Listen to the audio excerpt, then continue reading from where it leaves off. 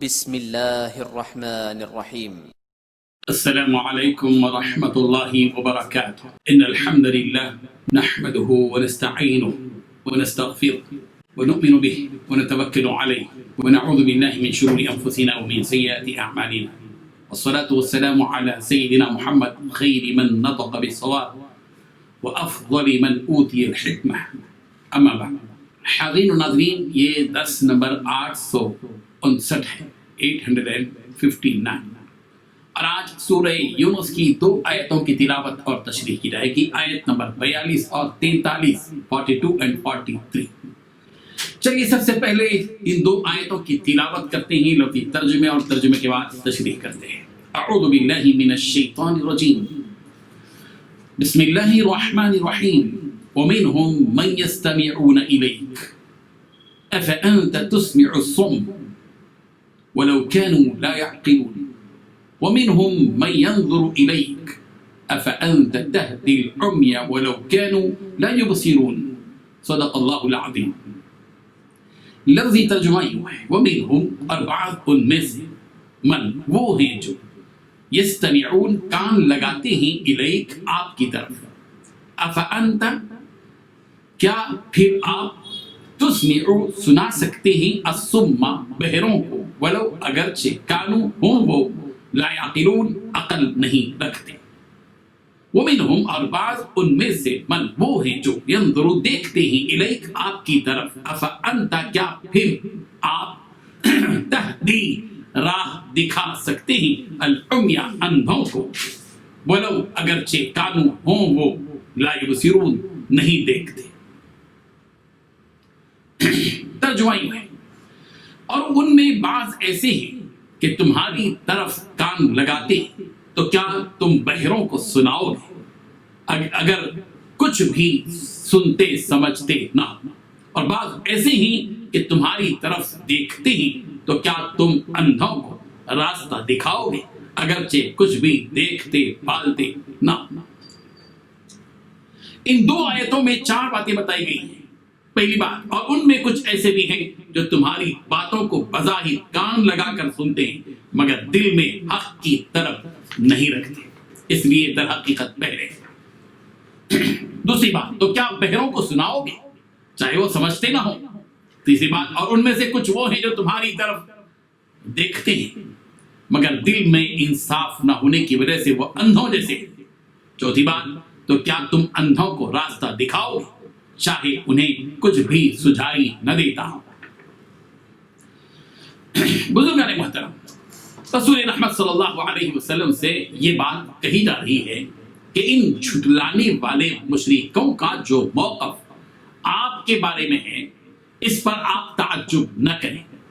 ان میں سے بعض ایسے ہیں جو آپ کی طرف کان لگا کر سنتے ہیں جب آپ قرآن مجید پڑھتے ہیں اور شریعت کے احکام کی تعلیم دیتے ہیں، لیکن ان کی بری حالت کا یہ عالم ہے کہ وہ تدبر کے بغیر سنتے ہیں، وہ سمجھنے کی نیت سے آپ کی بات کو نہیں سنتے، بس آپ قرآن مجید کو کھیلتے کودتے گویا سنتے ہیں، بس یہ لوگ قرآن مجید کو کھیلتے کودتے گویا سنتے ہیں، حقیقت میں سننے، سمجھنے، ماننے اور عمل کرنے کے لیے نہیں سنتے۔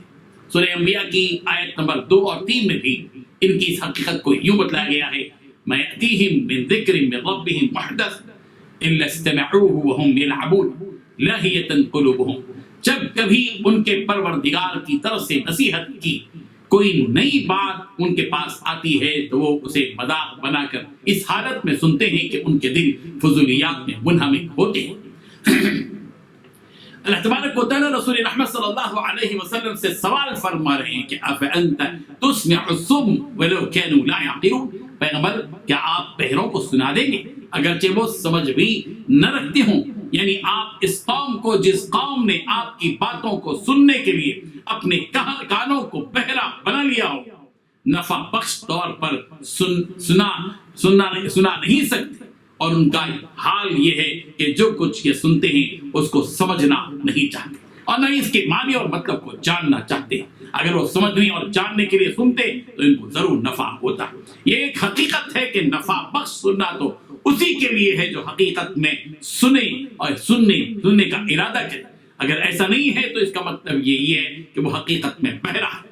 آج ہمیں خود بھی اس بات پر غور کرنا ہے کہ کیا کہیں ایسا تو نہیں کہ ہم اللہ کی اس کتاب کو اسی غفلت، کوتاہی اور لاپرواہی سے تو نہیں سن رہے ہیں جس طرح یہ مشرک سنا کرتے تھے۔ ہم ایک طرف آیات قرآنی انٹرنیٹ، ٹی وی، موبائل وغیرہ پر چالو رکھتے ہیں، پلے کر دیتے ہیں، لیکن ہم اپنی باتوں میں مصروف رہ جاتے ہیں، سن کر بھی نہ سننے والے بن جاتے ہیں۔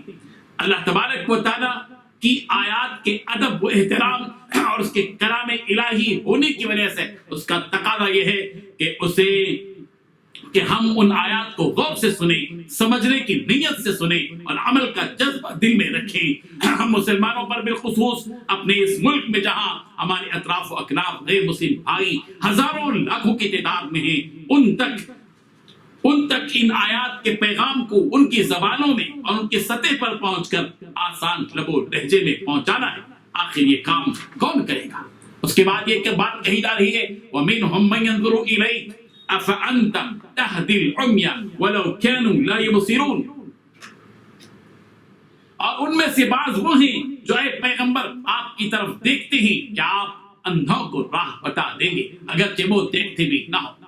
دوسرے پہلو کو پیش نظر رکھتے ہوئے رسول رحمت صلی اللہ علیہ وسلم سے ایک اور بات بتلائی جا رہی ہے کہ ان مشرکین میں سے بعض ایسے ہیں جو آپ کو اس وقت تعجب کی نگاہوں سے دیکھتے ہیں جب آپ ان کے سامنے قرآن مجید پڑھتے ہیں، لیکن ان مشرکوں پر تعجب ہے کہ یہ ایمان اور قرآن کا نور نہیں دیکھتے اور دین کی ہدایت کا نور نہیں دیکھتے۔ کیا آپ ان اندھوں کو راہ بتا دیں گے اگرچہ وہ دیکھتے بھی نہ ہو؟ یعنی اے پیغمبر ایسے لوگوں کو ہدایت دینے کی طاقت نہیں رکھتے، اس لیے کہ ظاہری آنکھوں سے تو آپ کو دیکھ رہے ہیں مگر حقیقت میں اپنے دلوں سے آپ کو نہیں دیکھ رہے ہیں، عقل اور بصیرت سے یہ محروم ہے، اس لیے ہدایت حاصل کرنے کی استطاعت بھی اپنے اندر نہیں رکھتے۔ سورہ حج کی آیت نمبر 46 میں بھی اسی حقیقت کو بیان کیا گیا۔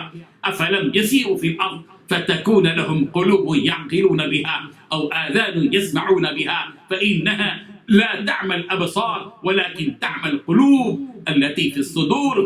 تو کیا یہ لوگ زمین میں چلے پھرے نہیں جس سے انہیں وہ دل حاصل ہوتے جو انہیں سمجھ دے سکتے، یا ایسے کان حاصل ہوتے جن سے وہ سن سکتے؟ حقیقت یہ ہے کہ آنکھیں اندھی نہیں ہوتی بلکہ وہ دل اندھے ہو جاتے ہیں جو سینوں کے اندر ہیں۔